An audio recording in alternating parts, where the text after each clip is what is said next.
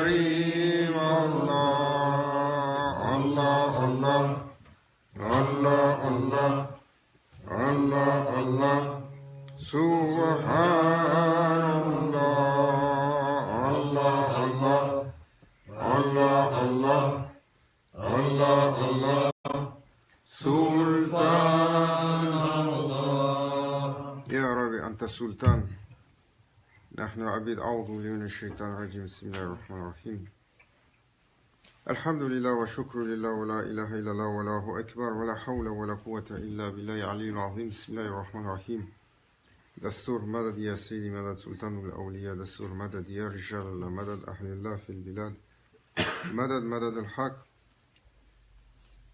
بسم الله الرحمن الرحيم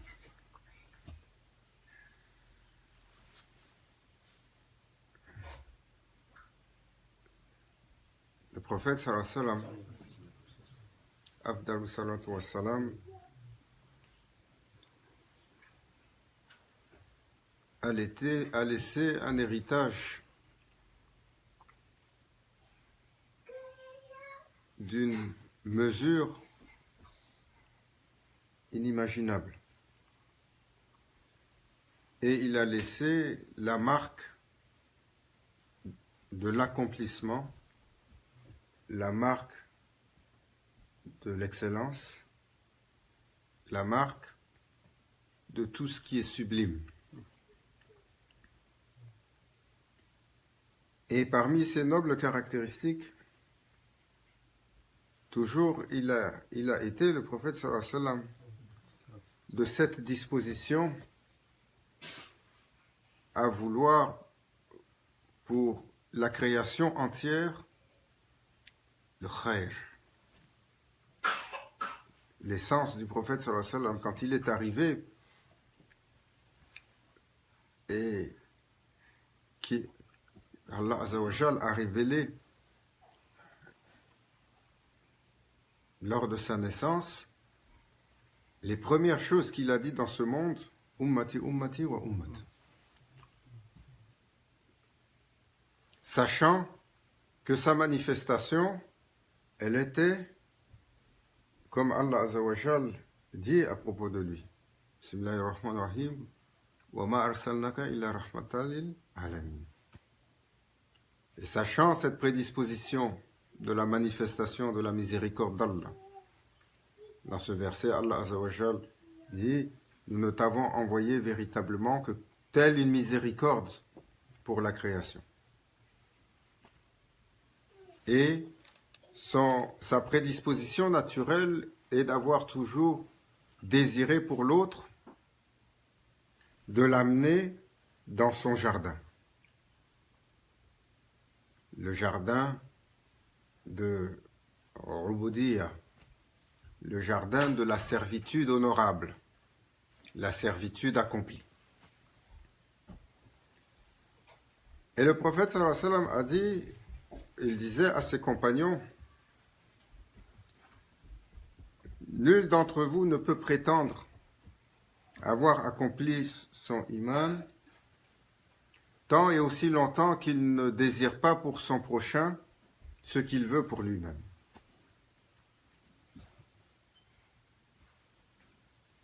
Et aujourd'hui, cette disposition de vouloir à tout prix le bien pour l'autre est si rare. Pourquoi ?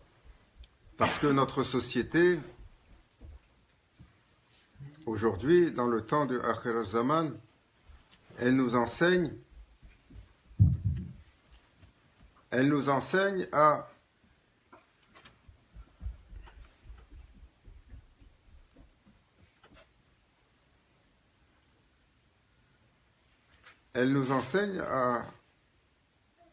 un individualisme particulier et à un esprit de compétition. Et elle nous enseigne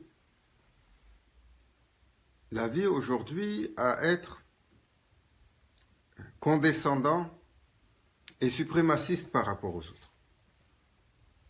Moindrement que l'individu, il a quelque chose, s'il a la fortune, il néglige les autres et il les traite de pauvres. S'il a l'intelligence, chacun d'entre nous, on est comme ça, nafs, il a une caractéristique, chacun d'entre nous, il pense qu'il est plus smart que l'autre. On comprend mieux. Notre vision est la meilleure. Mais, bien entendu, quand viennent les notes, on se rend compte que au-dessus de chaque connaissant, il y a un autre connaissant. Celui qui a l'éloquence, tout de suite, il dénigre ceux qui ne l'ont pas. Celui qui a quelques prédispositions religieuses, il se moque de celui qui ne l'a pas, ou qui est athée, ou qui a une croyance autre. Voilà, Cheikh Nazim, Allah Azzawajal ennoblisse et sanctifie son secret. C'est Cheikh Hicham qui nous racontait quand il était jeune, et un jour il était au Liban, dans une voiture, il conduisait Maulana Cheikh. Et ils sont passés sur une artère où il y avait une célébration pour la Pâque chrétienne. Et ils avaient mis une immense croix au-dessus de la route. La voiture est passée au-dessous. Et Cheikh Hicham, il a dit, j'ai regardé ça qui pour nous est un symbole qui n'est pas véritable. Et j'ai pensé à l'intérieur de moi, alhamdulillah. Il dit, j'ai pas dit. Mais j'ai pensé, alhamdulillah, qu'on n'est pas perdu avec ça. Dès que j'ai pensé, Maulana Cheikh, il m'a dit, gare la voiture. J'ai garé la voiture, il a ouvert la porte, il a dit, je ne veux plus te voir et je n'ai plus besoin de tes services. Au milieu de nulle part. Ici, on traversait les quartiers chrétiens. Il est sorti, il dit, est-ce qu'il y a un problème? Il a dit, ce que tu as pensé, c'est pas permis chez Allah. Il a dit, parce que il a dit, je n'ai pas mentionné. Voilà, Cheikh Nazim, dans ce temps-là, avec les étudiants qui étaient intimes, il montrait ce que Allah a donné à Awliya al-Kiram. Donc, il a dit, la façon dont tu as pensé, parce que tu t'es pensé mieux, et tu as eu du dédain pour ce que tu as vu. Il dit ça, chez Allah, c'est pas accepté. Dans le cercle de l'excellence. Pour celui qui est débutant, comme quand tu vas dans le jardin, la cour de la crèche ou du jardin d'enfants, ici on dit, comment on appelle ça? La garderie. La garderie. Toujours, surtout les garçons, ils aiment ça. Moi, mon papa, il est plus fort que ton papa. Mon papa, il a un plus gros camion que le tien. Ça va finir. Un jour, le même langage. Moi, mes ogives nucléaires sont plus grosses que les tiennes. Ils sont en train de parler aujourd'hui. C'est le même langage. On appelle ça, en islam, dans la spiritualité, nafs al-amara bisu. C'est l'ego enfantin. Et dans cet ego enfantin qui se manifeste, alors, Maulana Cheikh, il lui disait, tu ne peux pas, au fond de toi, avoir cette prétention. Parce que dans l'excellence, dans le ihsan, en finalité, tout appartient à Allah. Tu peux louer l'excellence du prophète sallallahu alayhi wa sallam, l'excellence sahaba al-kiram, l'excellence salihin. Tu peux louer l'excellence de l'islam et la suprématie. Mais toi, toujours garde le profil bas. Cultive l'humilité. Tu ne sais pas sur quoi est ta finalité. Le prophète sallallahu alayhi wa sallam, jamais il a dénigré son prochain. Jamais. Jamais. Il a interdit, même sur le prisonnier, de lui faire quelque mal que ce soit. Ou de l'humilier de quelque façon que ce soit. Quand vous regardez aujourd'hui, dès qu'il y a une main par-dessus l'autre, Allahu Akbar. On étale tout ce qu'on peut pour dénigrer les autres. Et Maulana Cheikh, il donnait à ce moment-là cette leçon que Cheikh Hicham nous a racontée pour qu'on ait un peu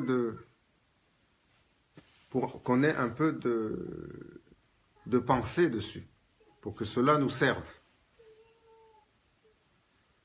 Et donc, désirer pour son prochain le khair,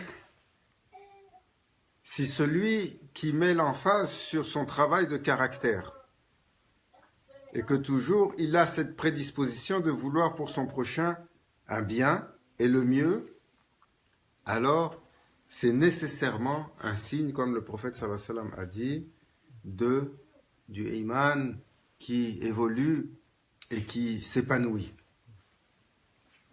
Parce que notre monde compétitif, il ne faut pas se leurrer. Nous avons tous des caractéristiques sombres. Que ce soit le nifaq, l'hypocrisie, que ce soit hasad, l'envie, que ce soit la malice, le désir de faire mal. Hein, des fois, on a un malin plaisir à voir l'autre tomber ou à le pousser. C'est chez l'humain. Ou alors la colère, ou alors l'entêtement, ou alors l'avarice, ou alors l'anxiété, ou alors la prétention, ou alors tous nos penchants condescendants, ou parfois pervers, ou parfois douteux que nous avons.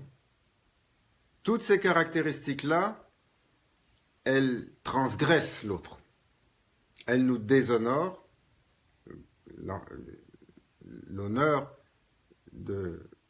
du serviteur honoré chez Allah Azzawajal s'effrite alors qu'il ne domine pas sa monture et qu'il se laisse aller sur un comportement et un est parfois douteux.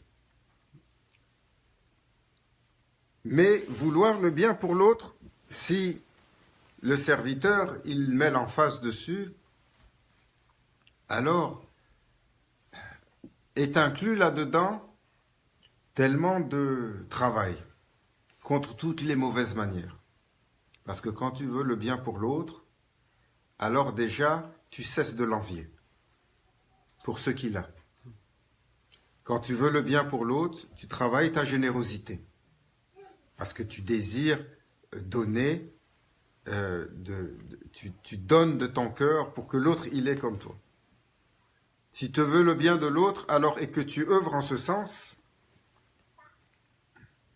pour l'aider, pour qu'il aille plus loin, pour qu'il aille plus haut, alors tu viens de lutter contre tout ce qui est égoïste dans ton caractère. Et si difficile. Qui accepterait de vouloir pour son prochain qu'il soit mieux, qu'il soit plus vertueux, qu'il soit plus riche, qu'il soit plus puissant, qu'il soit plus éloquent, qu'il soit plus connaissant, qu'il soit plus accompli dans ce monde. C'est très difficile. C'est très très difficile. Le prophète sallallahu alayhi wa sallam, il a permis la compétition sur les œuvres d'Allah, sur l'accomplissement de soi. Donc nous pouvons, oui, voir Sidi Foulan et dire « Masha'Allah, sabr, quelle patience il a celui-là » et essayer de l'imiter, et essayer de vouloir à tout prix avoir comme lui, parce que nous savons que cette caractéristique, elle fait plaisir à Allah Azza wa Jal. Mais de l'autre côté, il est également de l'accomplissement de celui qui voit son frère s'impatienter et il l'appelle à la patience. Il lui donne le souffle de plus. Aujourd'hui, dès que nous entendons que quelqu'un il a eu quelque chose de... il a eu un succès, tout de suite les gens ne peuvent s'empêcher d'avoir une pointe d'envie ou alors un petit commentaire. ou alors de dénigrer un petit peu. Alors que le serviteur, si on dit Sidi Foulan, il a accompli ceci, il devrait, masha'Allah, masha'Allah, Allahu Akbar, Inch'Allah, Allah lui donne plus. Allah l'élève davantage. Et donc vouloir le khair pour l'autre, c'est toujours retenir les manifestations négatives que nous avons par rapport aux autres. Et donc retenir notre langue. Notre langue qui est l'outil le plus acéré qui soit. C'est une arme qui est bien plus dangereuse que les armes que les humains utilisent. Combien de gens se sont perdus là-dessus? Combien de gens, de civilisations, sur la tromperie qui est venue de la langue du shaitan, se sont égarés? Combien de nations se sont entrechoquées sur ce qui venait d'ici? Et aujourd'hui, cet instrument si acéré, nous l'utilisons à tellement de fins, les uns contre les autres. Si ce n'est pas dans la médisance, c'est dans le colportage. Si ce n'est pas dans le colportage, c'est dans le commentaire qui sème le doute, ou le commentaire disgracieux. Et si ce n'est pas dans cela, alors c'est dans le potin que nous adorons. Si ce n'est pas là-dedans, alors notre langue, pour dire des choses méchantes, dire des choses transgressantes. Et donc le serviteur, toujours qui est sur cette habitude de vouloir pour son prochain le khair, donc qui essaye de développer son caractère dans le plaisir d'Allah Azzawajal, parce que c'est comme ça que le prophète sallallahu alayhi wa sallam a décrit l'accomplissement du iman. Celui qui essaye d'avancer en ce sens, alors tout de suite, il fait attention. Il fait attention à ce qu'il dit. Il fait attention à comment il regarde. Son regard, au lieu d'être supérieur, ou alors d'être critiqueur, ou alors d'être condescendant, ou alors d'être prétentieux, ou alors d'être malicieux, ou alors d'être méchant, ou alors parfois d'être pervers, son regard devient amour. Son regard devient, regardez, Sayyidina Shah Naqshband, il est le cheikh dont l'influence magistrale a fini par donner le nom à cette tariqa, et jusqu'aujourd'hui, sur 40 cheikhs, Sayyidina Shah Naqshband était le 17e. Ça veut dire, une fois que la tariqa a pris son nom, aucun des 23 cheikhs qui a suivi n'a eu une influence majeure comme la sienne, assez pour que la voix change de nom. Subhanallah. Et donc, Sayyidina Shah Naqshband, son cheminement est légendaire lorsqu'il suivait son maître.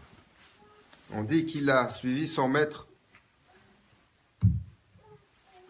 pendant 21 années, 3 cycles de 7 années. Et à chaque cycle, son cheikh lui disait « Va t'occuper des animaux. Parcours la terre, et chaque fois qu'un animal aura besoin de toi, serre-le. » Il peut faire ça pour un instant. Il est allé.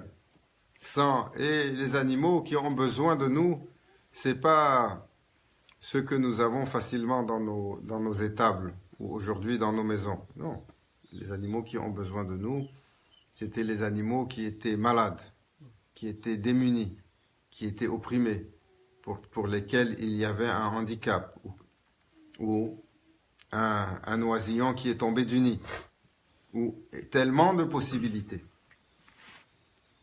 Et par la suite, son chef lui a demandé « Va t'occuper des humains.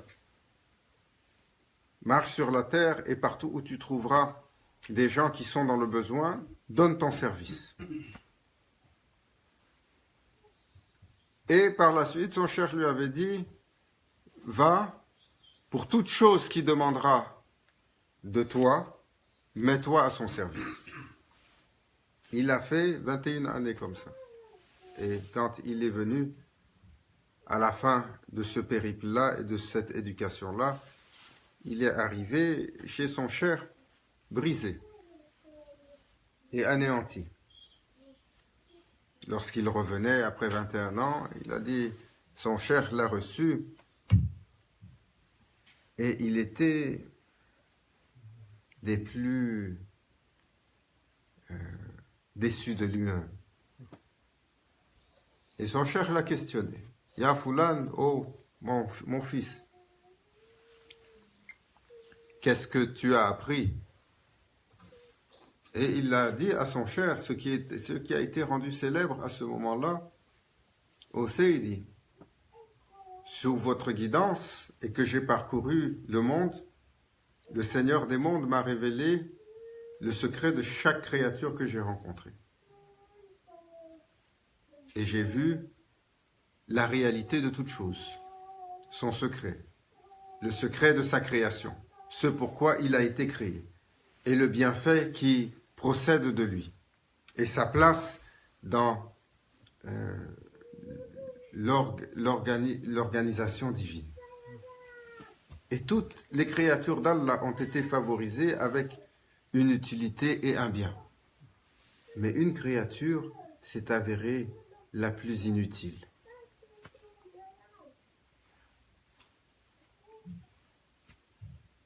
Une créature inutile. Il a dit, Ya Seydi, j'ai pas trouvé plus inutile dans cette création et sans sens que votre serviteur.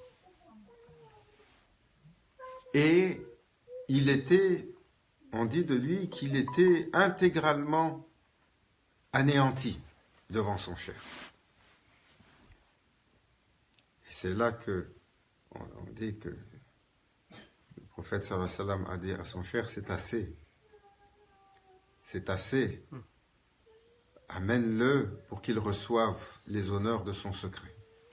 Regarde. Et ce moment qu'a vécu Shah Naqshband sur la fin de son enseignement, de se voir plus bas que toutes les créatures, lui a valu d'être hissé comme Sayyidina Cheikh Abdul Qadir Jilani, le Ghaus Azam. On disait de lui,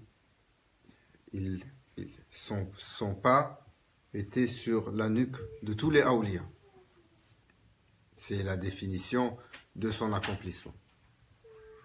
Et donc, pour Sayyidina Shah Naqshband, on a dit également de lui que cela lui a valu de se voir comme la créature la plus basse, cela lui a valu les plus grands de tous les honneurs. D'être honoré, d'être élevé, d'être illuminé, car dans ce geste d'humilité profonde et ce geste d'amour envers toutes les créatures, alors se révélait l'exceptionnalité de son accomplissement. Ô combien il est dur pour nous d'avoir cette prédisposition de vouloir le bien pour l'autre et de le dérouler. Vouloir le bien pour l'autre, c'est de donner son écoute, de donner son effort, de donner son temps, de donner son bien en toutes circonstances. Mais surtout, comme a dit le prophète sallallahu alayhi wa sallam, si vous ne pouvez donner votre bien, alors retenez votre mal. C'est de retenir notre mal. Et il faut avoir l'humilité. Il faut que nous ayons l'humilité et surtout, il ne faut pas avoir la prétention de penser que nous ne transgressons pas les uns les autres, que nous ne faisons pas mal aux autres. Cela c'est sur le jugement d'Allah Azza wa Jal.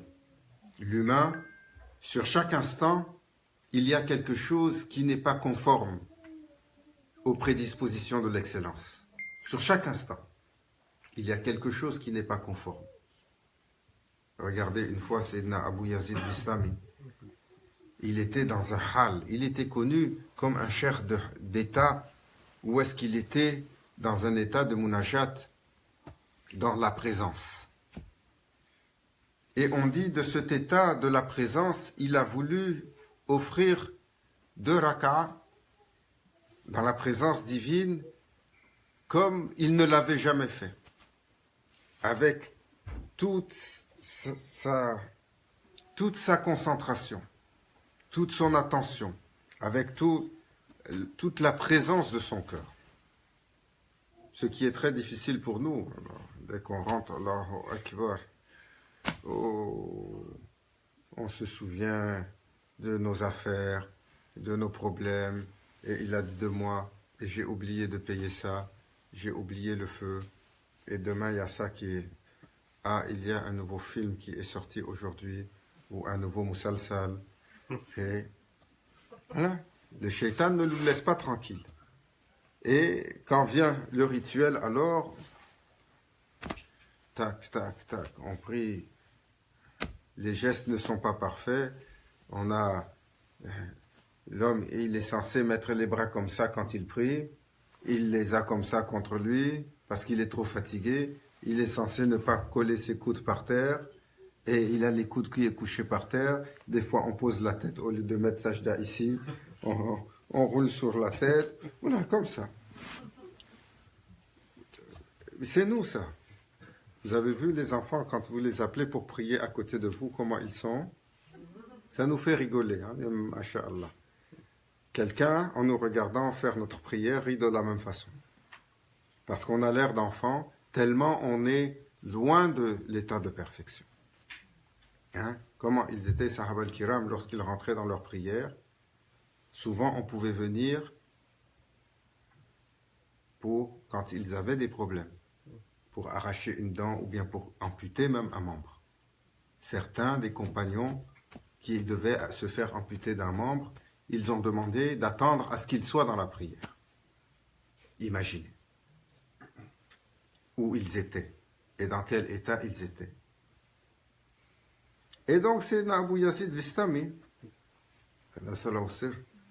de tout son cœur, il a voulu offrir 2 rak'a. Allahu Akbar. Et il est rentré dans cette prière. Allahu Akbar. Allahu Akbar.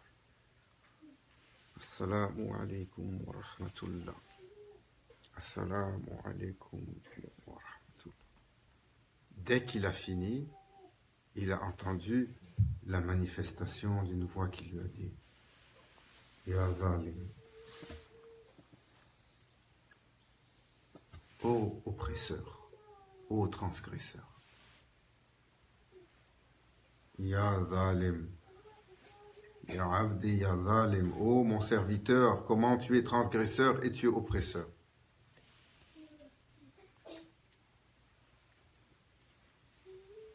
Et là, il a dit, tu as pensé offrir quelque chose d'excellent. Mais alors que tu te tenais sur ta prière, tu as mis sur ton pied droit un peu plus de pression que sur le pied gauche. Et cette jambe, le jour du jugement dernier, va demander son droit sur toi.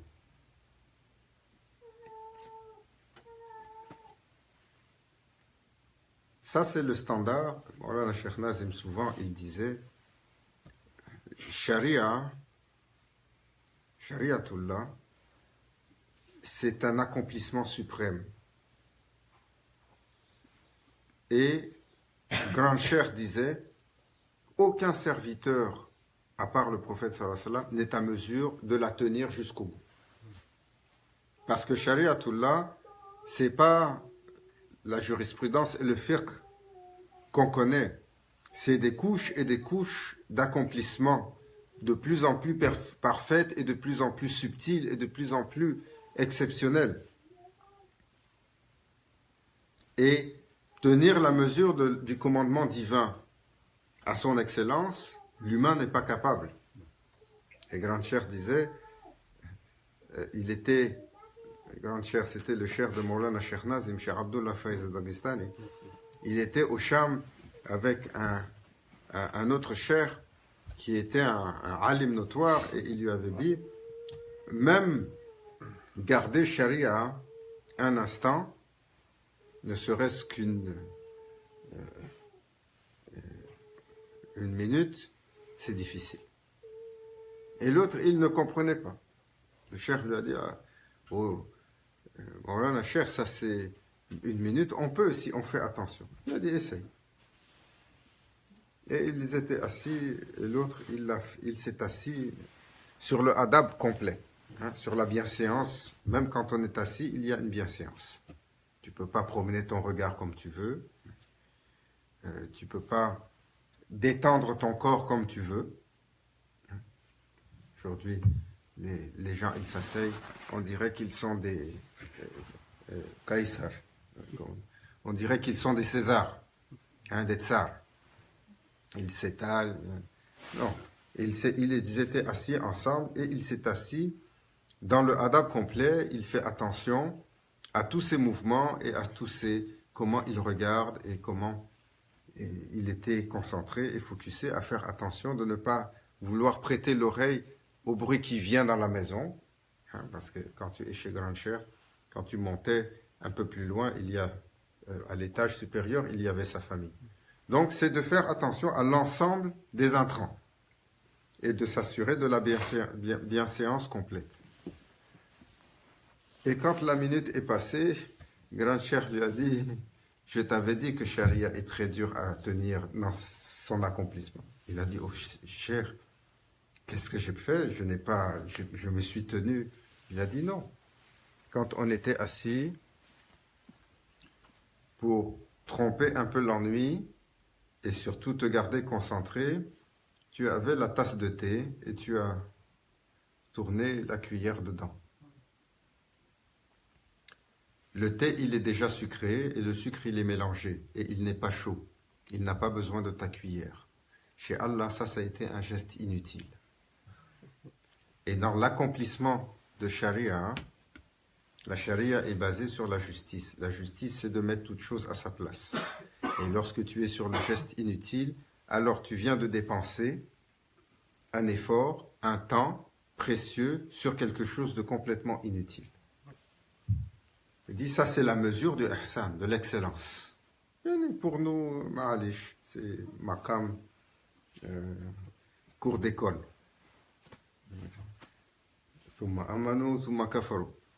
Comme tantôt on est sur la foi, tantôt on est sur la mécréance. Le cœur, il est comme ça.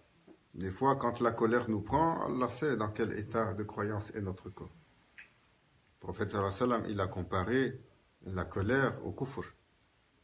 Il a dit, elle est comme cela quand elle rentre dans l'humain et elle altère sa raison et son jugement et sa quiétude au point le feu lui fait oublier qu'il est dans la présence de son Seigneur.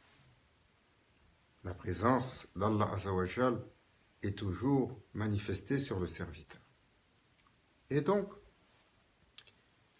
nous devons d'être dans la meilleure disposition possible pour vouloir pour notre prochain le khayr.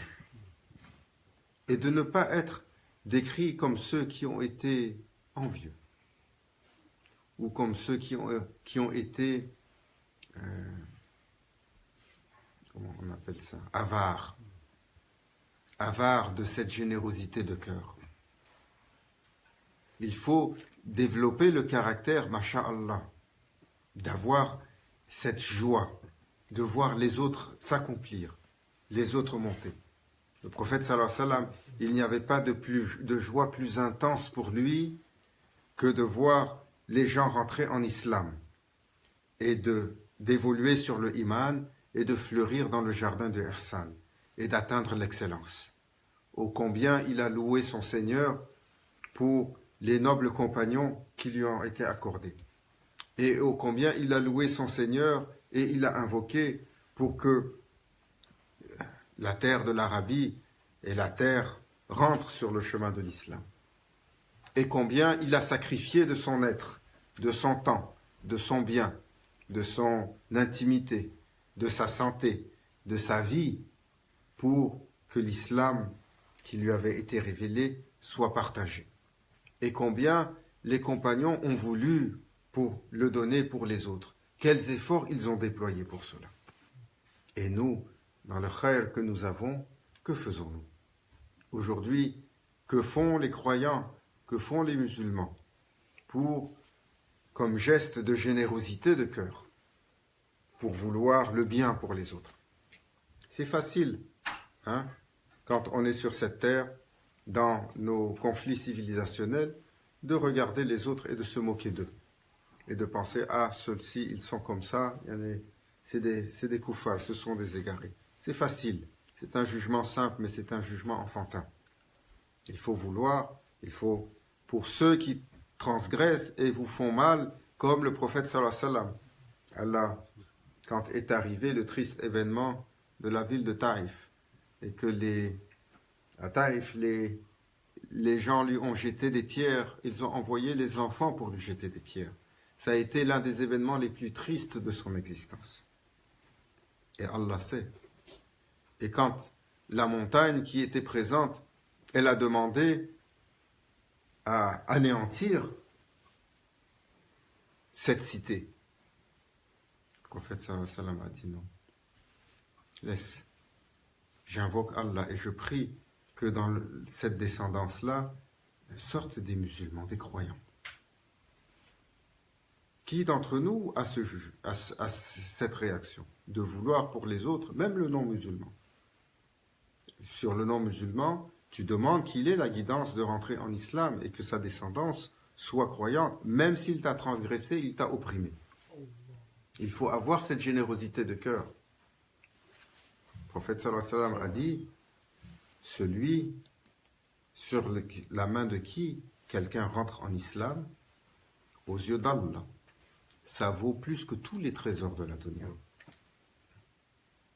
Et comment les gens rentrent sur notre main en islam si notre cœur il n'est pas capable de montrer une telle générosité, d'aimer l'autre? Le prophète sallallahu alayhi wa sallam, Allah azza wa jalla l'a manifesté, il est entouré de jahiliya, il est entouré de mushrik, il est entouré d'idolâtres, d'ignorants. Comment il a aimé les gens autour de lui, comment il a tendu ses bras vers eux, comment vers même les gens qui étaient les plus durs avec lui. Comment avec Abu Jahl, il a tendu sa main jusqu'au dernier moment. Comment il disait, Ya Rabbi, faire entrer dans l'islam l'un des deux Amr. Et c'est Sayyidina Omar, radiallahu anhu, finalement, qui a été honoré de cela. Comment il a espéré que sur celui-là, ou sur celui-là, ou sur celui-là, la lumière de l'islam arrive pour qu'il a été manifesté, entouré d'obscurité. Et la générosité de cœur qu'il a eue pour tous les amener à l'islam a laissé derrière lui, après 23 années, 1 million de musulmans. 1 million. Quand le prophète sallallahu alayhi wa sallam a quitté ce monde, l'Arabie comptait 1 million de musulmans. Quand il est parti, 9 sur 10, pratiquement, ont voulu partir. C'était la guerre de la Rida. 9 sur 10, donc sont restés les Sahaba. Et c'est là que Sayyidina Omar et Sayyidina Abu Bakr al-Sadiq, il a dit non. Vous avez donné votre parole. Et Abu Bakr va aller vous demander le compte pour chacun d'entre vous. Et ça a été 2 années exceptionnelles où Sayyidina Omar, le calife, le commandeur des croyants qui l'a suivi à l'époque, avait dit « C'est ce jour que j'ai compris qui était Abu Bakr. » Parce que jusqu'à ce jour-là, on le voyait comme daïf, faible. On le voyait comme toujours effacé. Il l'appelait l'ombre du prophète sallallahu alayhi wa sallam. Quand il avait été élu khalifa, il avait refusé et refusé et refusé. Et tous étaient unanimes parmi les shura des sahaba les plus élevés, les plus proches du prophète sallallahu alayhi wa sallam, il ne peut y avoir d'autre que toi, ya Abu Bakr. Mais certains disaient, mais comment il va diriger les affaires des musulmans et comment il va siéger? Il ne peut pas entendre le Coran sans être dans les larmes. Nous l'avons toujours vu, il est en train de pleurer parce que son cœur était la manifestation de la miséricorde d'Allah Azzawajal. Qu'Allah élève leurs secrets, Amen. les ennoblisse en cela, Amen. qu'il nous élève dans l'amour du prophète sallallahu alayhi wa sallam, dans l'amour des gens d'Allah. Khasatan sahaba al-kiram, radiyallahu anhum, awliya al-kiram, salihin. Qu'Allah Azzawajal nous donne la prédisposition du khayr et de vouloir pour notre prochain ce que nous voulons pour nous-mêmes. D'avoir cette disposition toujours de donner de notre cœur et d'aimer les créatures d'Allah Azzawajal et d'espérer un khayr pour chacune d'entre elles. Même si parfois espérer le khayr nécessairement peut passer également par le dua pour qu'il soit enlevé de cette terre. Comme il disait Maulana Cheikh Nazim. Parfois, lorsque le serviteur il est trop oppresseur, il oppresse les autres et il s'oppresse lui-même, on demande à Rabbi, c'est mieux qu'il soit retiré de cette terre, qu'il ne rajoute pas à la tyrannie sur les gens, qu'il ne rajoute pas à son ardoise. C'est une miséricorde pour lui. Et parfois, donc, oui, il faut demander à Rabbi que le zulum soit enlevé et que ceux du zulum soient retirés de cette terre parce qu'ils sont là parmi nous, ils sont nombreux. Ya Rabbi, et ne nous laisse pas être parmi les gens de l'obscurité et de l'obscurantisme. Ya Hadrati Nabil Fatih.